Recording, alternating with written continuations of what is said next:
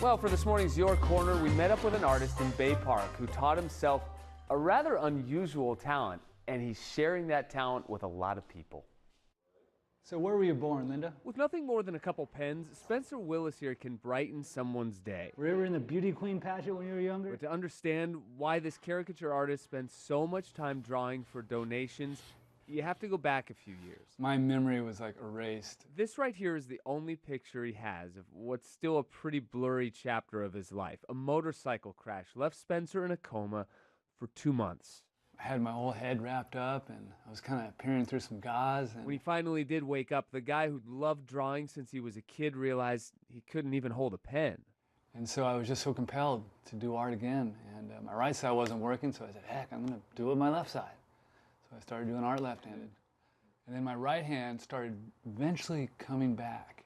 I said, wow, you know what? I can draw two-handed. I can draw two-handed. I bet you I can. And he did. This video he took shows he can pretty much draw equally well with both hands now. Well, it's weird. I felt this shift in my brain.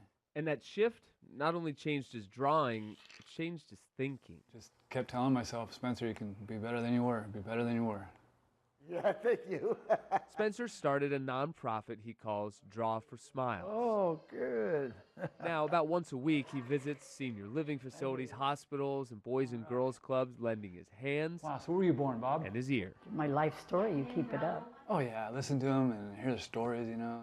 I'm a native San Diegan. My brother flew reconnaissance over Hiroshima. I left Mississippi when I was 16 years old. Brings back memories too when you think about the things that you did when you were younger. And They don't really get that one-on-one, but when you give it to them, that's like, wow, giving them a pot of gold, man, they love it.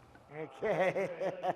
And that's how this two-handed artist learned to draw smiles Good smile, Bob, good smile. on more than just paper. I found a way to spread my art and make other people happy too.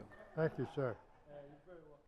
And it makes him happy as well. You know, we've been doing these stories now for a little bit more than a year. That was number 36. If you'd like to see any of the others, just go to NBC7.com and in the little search tab there, type in Your Corner. There should be an exhibit in a museum. With all his stuff, his house is an exhibit. He's got them all over the wall. Really, really amazing. He says he's drawn about 5,000 or more Wow. of these things. And he says as a caricature artist, you don't really zero in on your style till you've drawn at least 1,000.